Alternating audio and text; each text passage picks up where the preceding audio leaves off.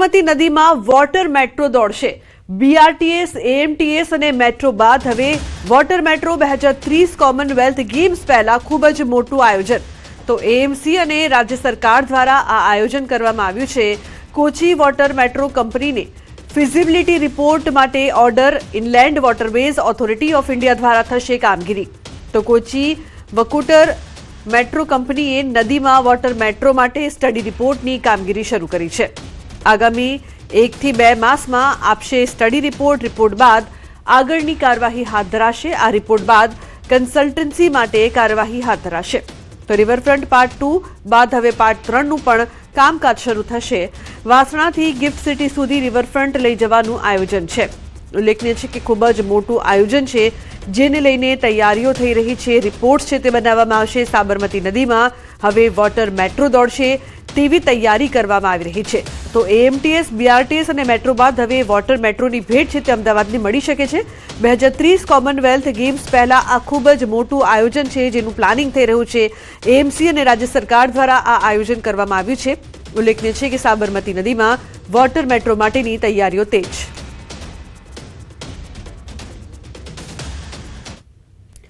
સંસ્કારી નગરી વડોદરામાં રફતારનો કહેર। વધુ એક કાર ચાલક નબીરાએ સર્જ્યો અકસ્માત। ઓવરસ્પીડમાં આવતા કાર ચાલકે અકસ્માત સર્જ્યો છે। કાર ચાલક નશામાં હોવાની આશંકા।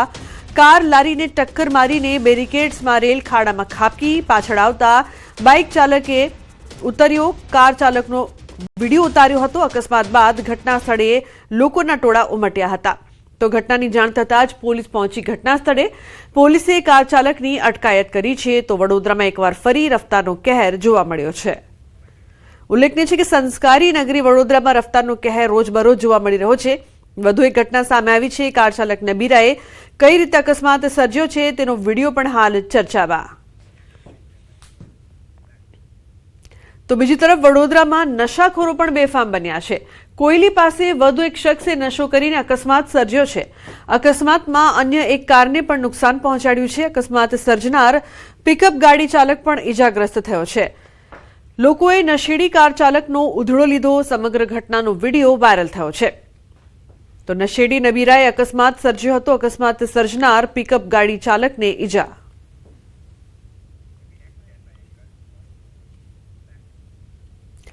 ભરૂચ શહેરમાં છેલ્લા 3 દિવસથી ડોર ટુ ડોર કચરા સંગ્રહ સેવા બંધ હોવાથી શહેરમાં ઠેર ઠેર કચરાના ઢગલા જોવા મળી રહ્યા છે। કર્મચારીઓને 5 મહિનાથી પગાર ન મળતા તેઓ હડતાળ પર ઉતર્યા છે। એક કર્મચારી દીઠ આશરે 70,000 જેટલી રકમ બાકી છે। પગાર મુદ્દે નારાજ કામદારો સીટી વગાડીને હડતાળ પર ઉતર્યા છે અને તમામ વાહનો ઊભા રાખીને વિરોધ નોંધાવ્યો છે। તો બીજી તરફ ભરૂચ નગરપાલિકાએ કોન્ટ્રાક્ટરને ચૂકવણી કરી હોવાનો દાવો કર્યો છે, પરંતુ કર્મચારીઓને પગાર ન મળતા વિવાદ વધુ ઉગ્ર બન્યો છે। ને છેલ્લા 5 થી 6 મહિનાનો પગાર અટકાવી રાખ્યો છે, આપ્યો નહીં। અમે ફોન કરીએ તો અમને રોજ ગોલ ગોલ ફેરવવામાં આવે છે। વાત કરીએ તો આજે આપીએ, કાલે આપીએ, અઠવાડિયામાં આપીએ અને વધારે વાત આપણે કરીએ તો નોકરી ઉતારવાની વાત કરે છે। અમારી માંગ એવી છે કે અમને ખાલી પગાર કરો। કે અમને પેમેન્ટ મળ્યું નથી અને પેમેન્ટ નગરપાલિકાને પૂછતા નગરપાલિકાએ પેમેન્ટ કોન્ટ્રાક્ટરને ચૂકવી દીધું છે એવું કહેવામાં આવે છે। તો કોન્ટ્રાક્ટર એવું કહે છે કે ભાઈ અમારું નગરપાલિકામાં પણ અડધું પેમેન્ટ બાકી છે, પણ એ બેની વચ્ચે સેન્ડવિચ આ લોકો કેમ થાય? જે કોન્ટ્રાક્ટર છે એમના 5 મહિનાનું જે પેમેન્ટ છે એ દિન 2 માં નહીં આપવામાં આવે તો કોન્ટ્રાક્ટર વિરુદ્ધ કાર્યવાહી કરવામાં આવશે અને નગરપાલિકામાં આ બધાને લઈને હલ્લાબોલ કરવામાં આવશે। મધ્યપ્રદેશના કટની જિલ્લામાં એક ચોંકાવનારો વિડીયો સામે આવ્યો છે। ધીમરખેડા તાલુકાના શાહદર જંગલમાં એક પ્રાચીન શિવલિંગ પાસે એક વાઘ પોતાનું માથું અને જીભ ઘસતો જોવા મળ્યો હતો। આ વિડીયો સોશિયલ મીડિયા પર ઝડપથી વાયરલ થઈ રહ્યો છે। વિડીયોમાં વાઘ શાંત દેખાય છે। તે થોડા સમય માટે શિવલિંગ પર પોતાનું માથું ઘસે છે અને પછી કોઈ પણ આક્રમણ કર્યા વિના જંગલમાં પાછો ફરી જાય છે। આસપાસના જંગલ વિસ્તારો બાંધવગઢ ટાઈગર રિઝર્વ સાથે જોડાયેલા કોરિડોરનો ભાગ છે, જ્યારે કેટલાક લોકો આ ઘટનાને આસ્થા સાથે જોડીને જોઈ રહ્યા છે, જ્યારે વન વિભાગે તેને વાઘનું સ્વાભાવિક વર્તન ગણાવ્યું છે। અધિકારીઓએ જણાવ્યું છે કે સ્થળ ગામથી લગભગ 400 મીટર દૂર છે અને આ વિસ્તારમાં પેટ્રોલિંગ વધારવામાં આવ્યું છે। અન્ય સમાચારની વાત કરીએ તો કચ્છના છસરા નજીક નદીમાં અજાણ્યો વ્યક્તિ ડૂબ્યો હતો. જો કે 45 મિનિટ બાદ યુવકનું સફળ રેસ્ક્યુ ઓપરેશન કરાયું હતું. મુન્દ્રા તાલુકાના મોખા ગામ પાસે નદીમાં અજાણ્યા વ્યક્તિ ડૂબી ગયાની માહિતી મળી હતી, જેથી ભુજ ફાયર સ્ટેશનની ટીમ તાત્કાલિક ઘટના સ્થળે પહોંચી હતી. ફાયરની ટીમે અંદાજે 20 થી 30 ફૂટ ઊંડા પાણીમાં રેસ્ક્યુ રોબોટ દ્વારા શોધખોળ હાથ ધરી હતી. આશરે 45 મિનિટની કામગીરી બાદ રોબોટમાં ડૂબેલા વ્યક્તિનો પગ દેખાતા તરવૈયાને પાણીમાં ઉતારી રસ્સામાં લોખંડની હૂક બાંધી.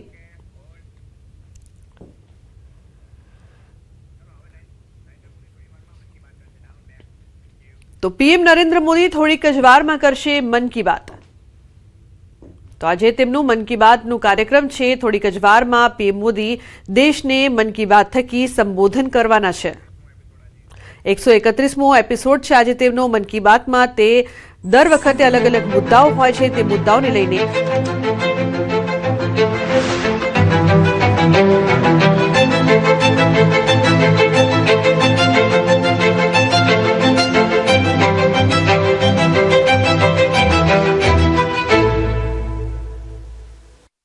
मेरे प्यारे देशवासियों, नमस्कार।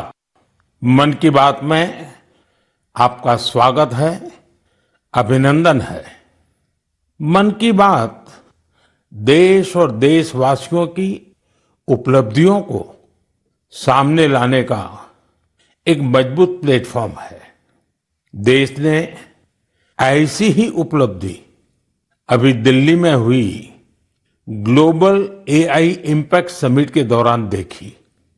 कई देशों के नेता, उद्योग जगत के लीडर्स, इनोवेटर्स और स्टार्टअप सेक्टर से जुड़े लोग एआई इम्पैक्ट समिट के लिए भारत मंडपम में एकत्र हुए।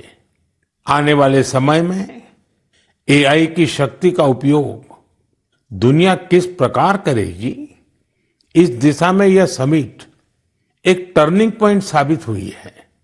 साथियों, समिट में मुझे वर्ल्ड लीडर्स और टेक सीईओ से मिलने का भी अवसर मिला। एआई समिट की एग्जीबिशन में मैंने वर्ल्ड लीडर्स को ढेर सारी चीजें दिखाई। मैं दो बातों का विशेष रूप से उल्लेख करना चाहता हूं। समिट में इन दो प्रोडक्ट्स ने दुनिया भर के लीडर्स को बहुत प्रभावित किया। पहला प्रोडक्ट अमूल के बूथ पर था।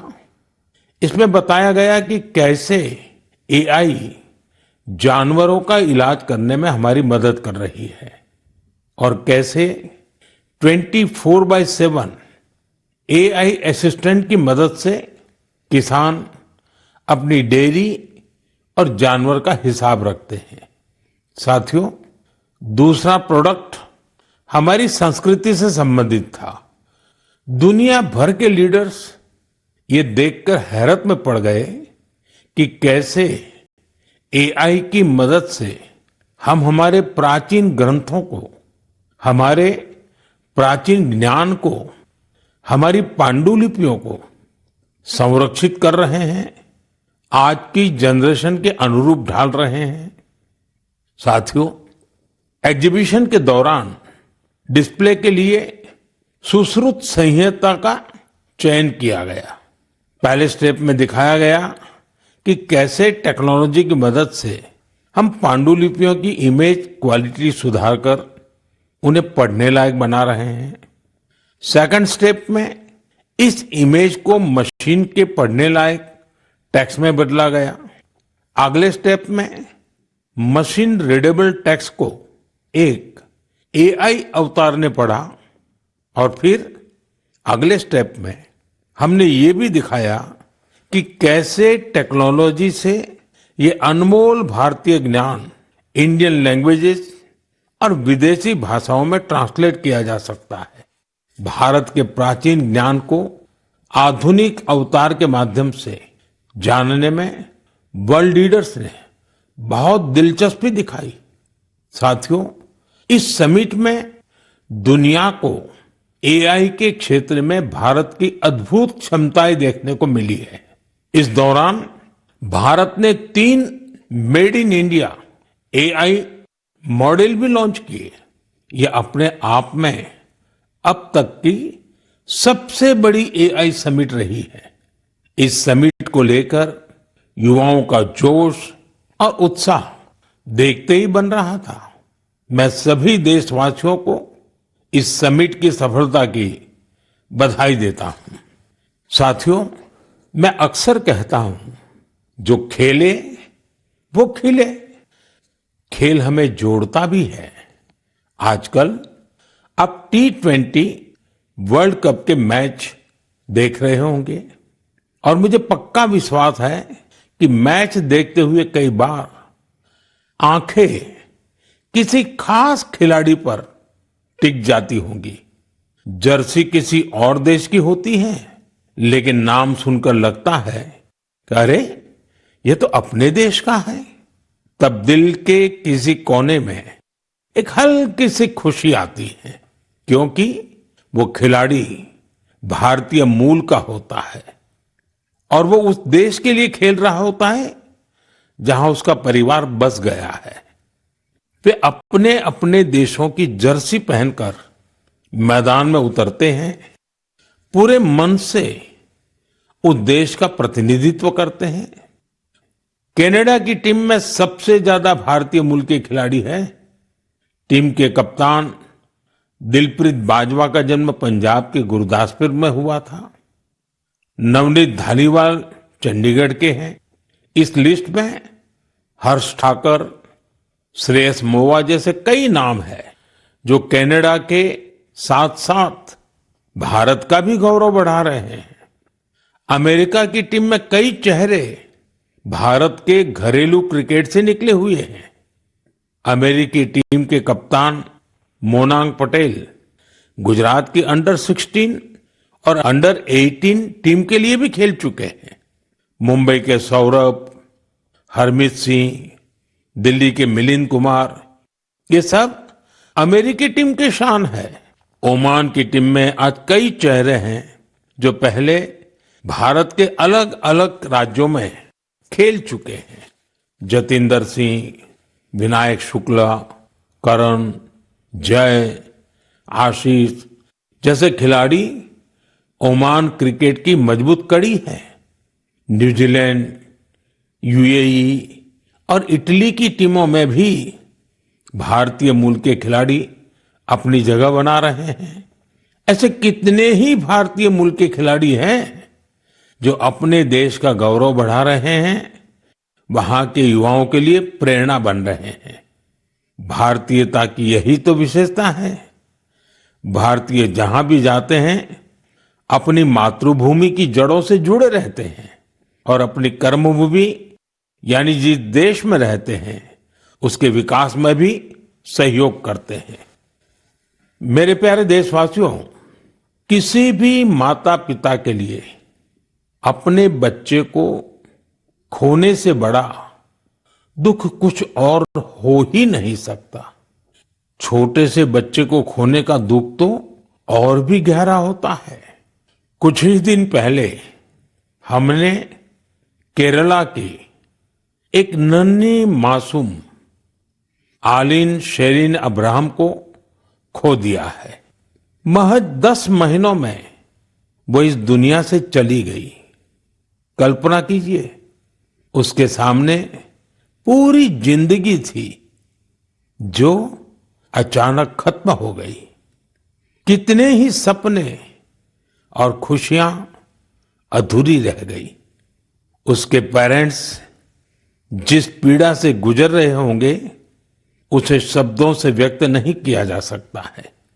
लेकिन इतने गहरे दर्द के बीच भी आलिन के पिता अरुण अब्राहम और मां शेरिन ने एक ऐसा फैसला लिया जिससे हर देशवासी का हृदय उनके प्रति सम्मान से भर गया है।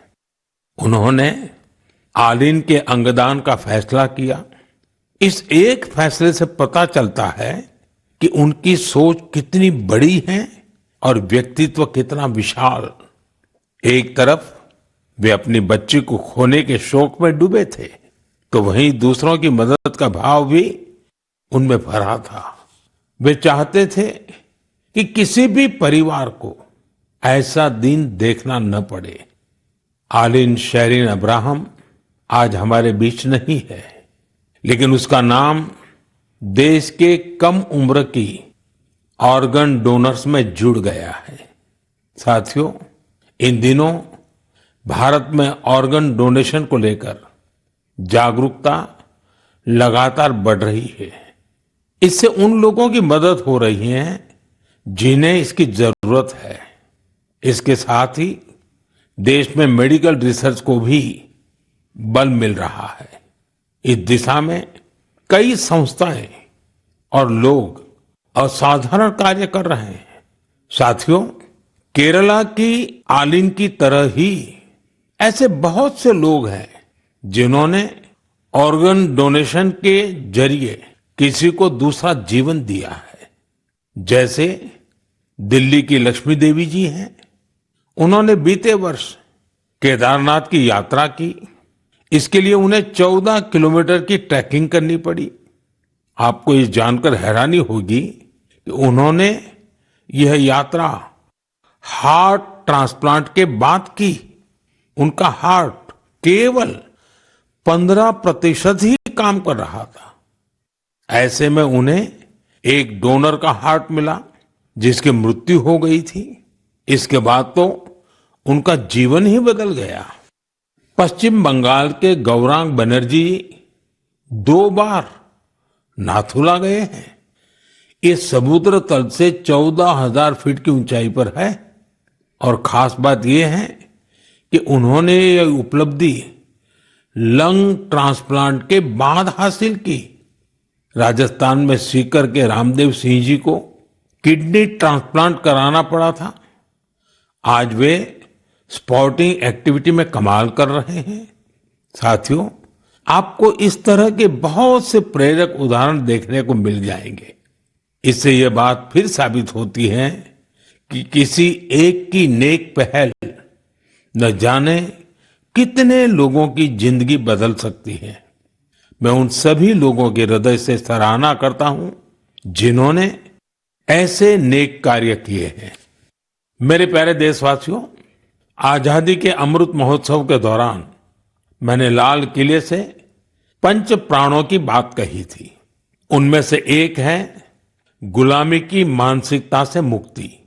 आज देश गुलामी के प्रतीकों को पीछे छोड़कर भारत की संस्कृति से जुड़ी चीजों को महत्व देने लगा है।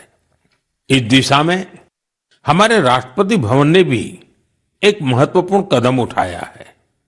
कल यानी 23 फरवरी को राष्ट्रपति भवन में राजाजी उत्सव मनाया जाएगा। इस अवसर पर राष्ट्रपति भवन के केंद्रीय प्रांगण में श्री राजगोपालाचारी जी की प्रतिमा का अनावरण किया जाएगा। वे स्वतंत्र भारत के पहले भारतीय गवर्नर जनरल थे। वे उन लोगों में थे जिन्होंने सत्ता को पद की तरह नहीं, सेवा की तरह देखा। सार्वजनिक जीवन में उनका आचरण, आत्मसंयम और स्वतंत्र चिंतन आज भी हमें प्रेरित करता है।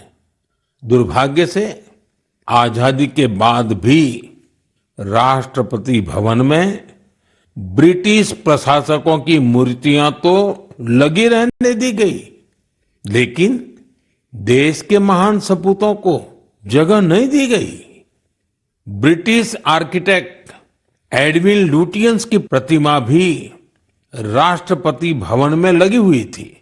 अब इस प्रतिमा के स्थान पर राजाजी की प्रतिमा लगाई जाएगी।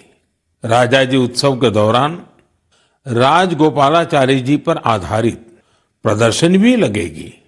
ये प्रदर्शनी 24 फरवरी से 1 मार्च तक चलेगी।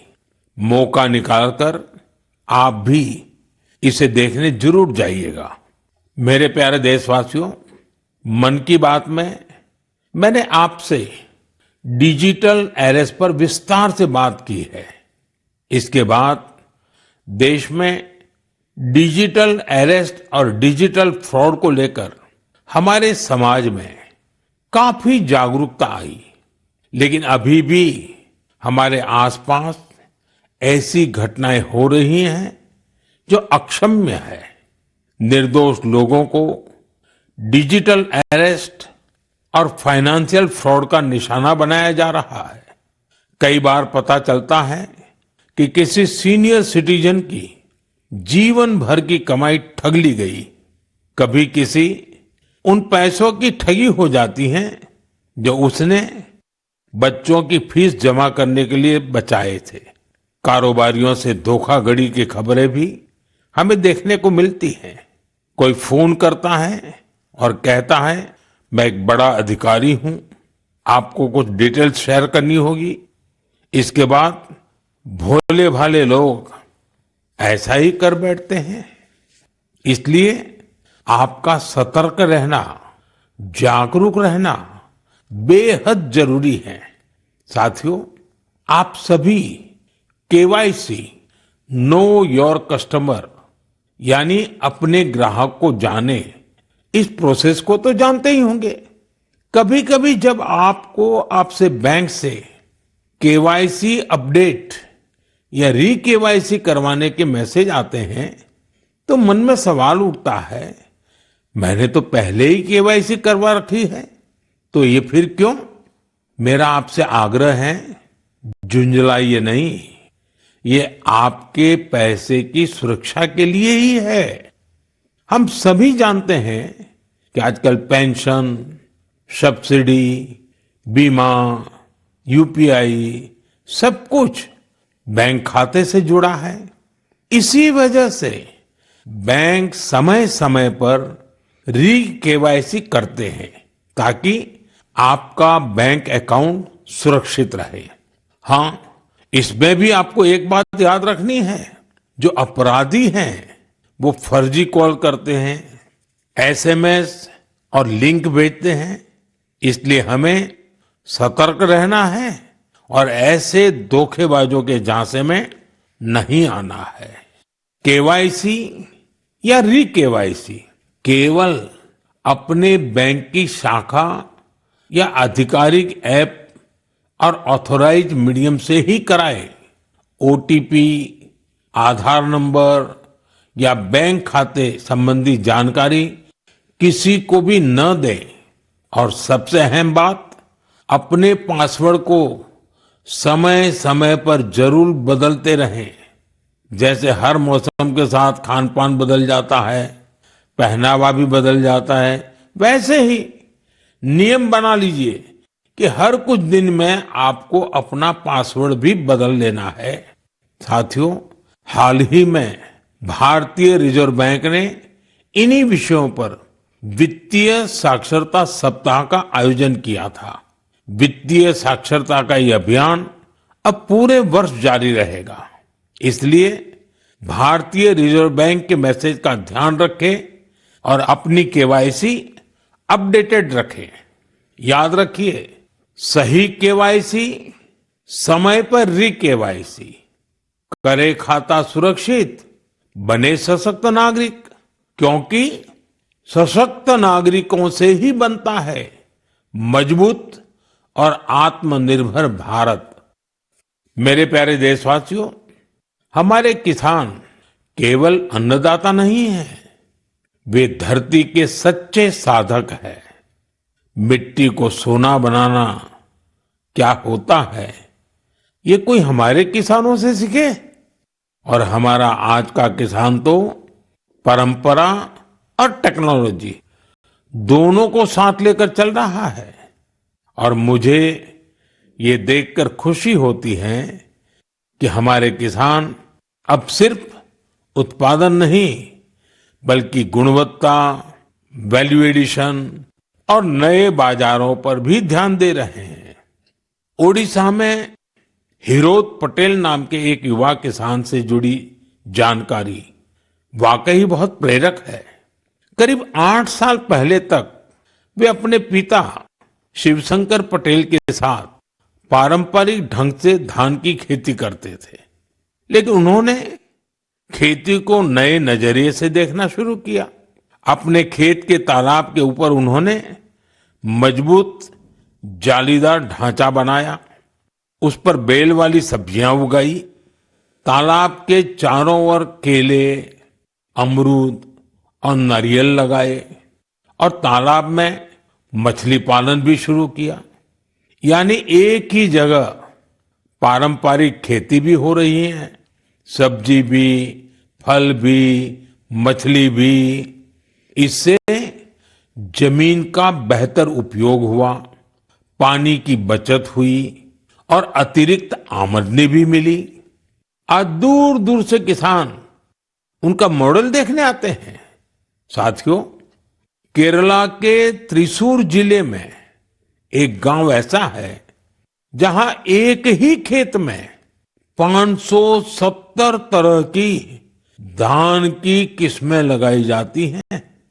इसमें स्थानीय किस्में भी हैं, हर्बल किस्में भी हैं और दूसरे राज्यों से लाई गई प्रजातियां भी हैं। ये केवल खेती नहीं, बीजों की विरासत को बचाने का महाअभियान है। हमारे किसानों की मेहनत का असर आंकड़ों में भी दिख रहा है। भारत आज दुनिया का सबसे बड़ा चावल उत्पादक देश बन चुका है। 15 करोड़ टन से अधिक चावल का उत्पादन ये छोटी उपलब्धि नहीं है। हम अपनी जरूरतें पूरी कर रहे हैं और दुनिया की फूड बास्केट में योगदान भी दे रहे हैं। साथियों, अब तो कृषि उत्पाद हवाई मार्ग से भी ज्यादा आसानी से विदेश पहुंच रहे हैं।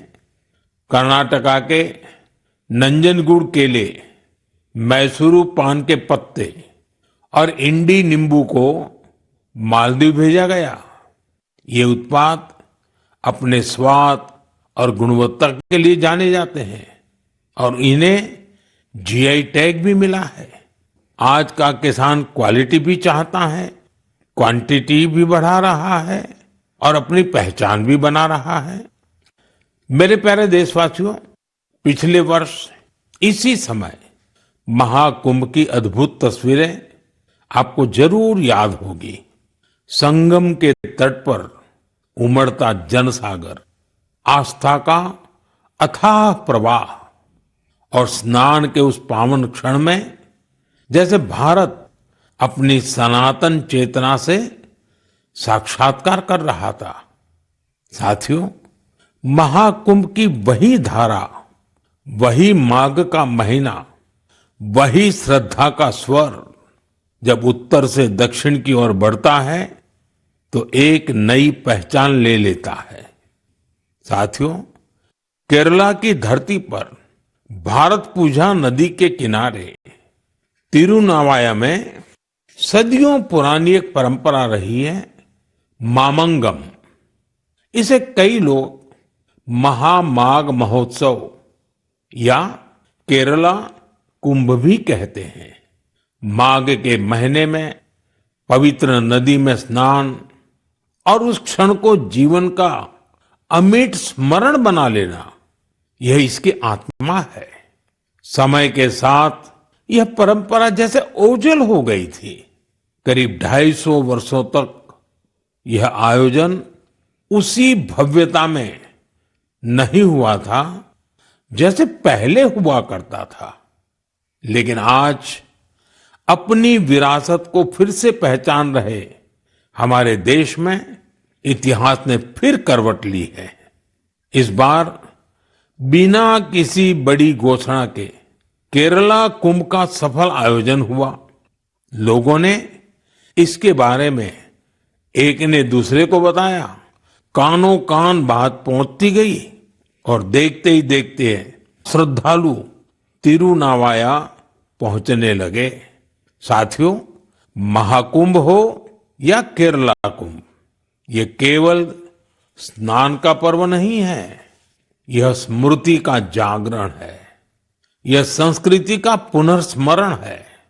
उत्तर से दक्षिण तक नदियां भले अलग हो, किनारे भले अलग हो, पर आस्था की धारा एक ही है, यही भारत है।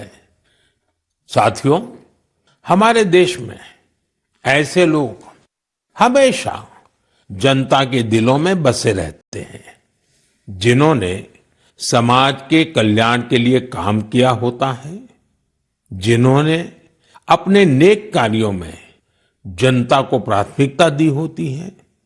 अम्मा जयललिता जी ऐसी ही एक लोकप्रिय लीडर थी। 24 फरवरी उनके जन्मदिन का अवसर होता है। तमिलनाडु के लोगों का उनसे लगाव कितना गहरा था, यह मुझे आज भी राज्य के दौरे में दिखता है।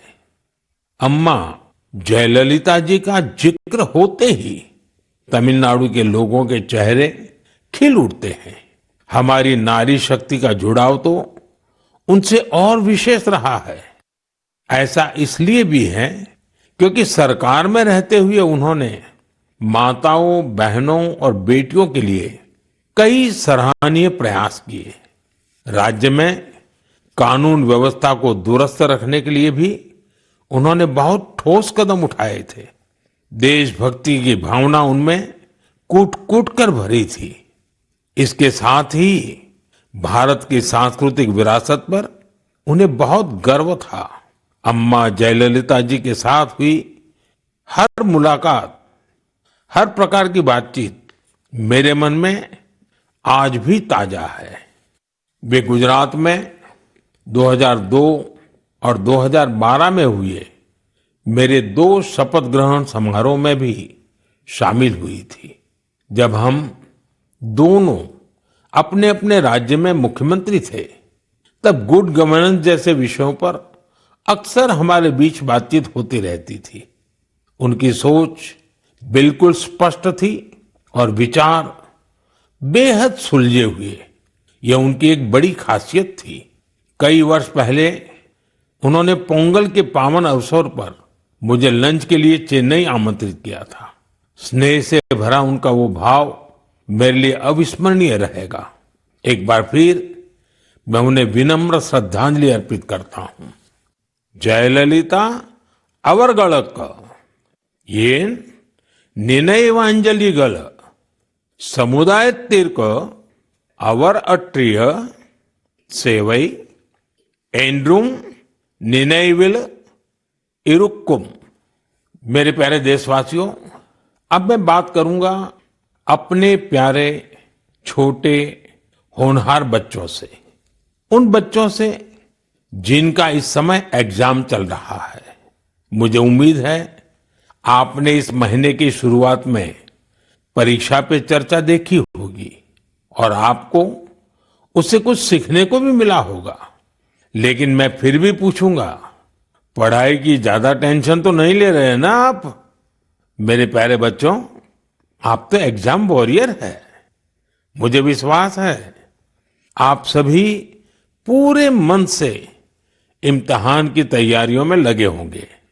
हाँ, ऐसे समय में मन में थोड़ी शंका आना भी स्वाभाविक है। कभी लगता है सब याद रहेगा या नहीं रहेगा, कभी लगता है समय कम तो नहीं पड़ जाएगा ना। ये भाव हर पीढ़ी के बच्चों ने महसूस किए हैं। आप अकेले नहीं हैं। आप याद रखिए, आपका मूल्य आपकी मार्कशीट से तय नहीं होता। इसलिए खुद पर भरोसा रखिए। जो पढ़ा है उसे पूरे मन से लिखिए और जो नहीं आया उस एक सवाल को अपने मन पर हावी मत होने दीजिए। और एक बात, अपने माता पिता और शिक्षकों से बात करते रहिए। वे आपके नंबरों से नहीं, आपके प्रयास से आपकी पहचान करते हैं। वो आपकी मेहनत से खुश रहते हैं।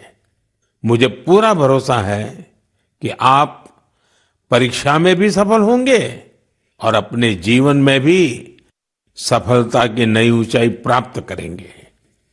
साथियों, इन दिनों रमजान चल रहा है। मैं इस पवित्र महीने के लिए सभी को शुभकामनाएं देता हूं। कुछ ही दिनों बाद होली का पर्व भी आ रहा है, यानी रंग, गुलाल और हंसी खुशी से भरा समय दस्तक देने वाला है। आप सभी अपने परिवार और अपनों के साथ खुशी के साथ सारे त्योहार मनाएं। और हाँ, कुछ मंत्र हमेशा याद रखें, जैसे वोकल फॉर लोकल। हमारे होली के त्योहारों में या अन्य कोई भी त्योहार में अनेक ऐसे साजो सामान घुस गए हैं जो विदेशी हैं। इन्हें त्योहारों से दूर रखिए, होली से भी दूर रखिए, स्वदेशी अपनाइए। जब आप स्वदेशी खरीदते हैं तो देश को आत्मनिर्भर बनाने के अभियान में भी मदद करते हैं। साथियों, मुझे हर महीने मन की बात के लिए आपके ढेरों सुझाव मिलते हैं। आपके भेजे गए संदेशों से हमें देश के कोने कोने में छिपी अद्भुत प्रतिभाओं के बारे में पता चलता है। निजी स्वार्थ से उठकर समाज के लिए कुछ करने की अनेक प्रेरणादायी गाथाएं आपके माध्यम से देश भर के लोगों तक पहुंची हैं। आप ऐसे ही अपने प्रयास जारी रखें। मुझे आपके संदेशों का इंतजार रहेगा। मैं एक बार फिर आपको और आपके परिवार को आने वाले त्योहारों की अनेक अनेक शुभकामनाएं देता हूं। बहुत बहुत धन्यवाद।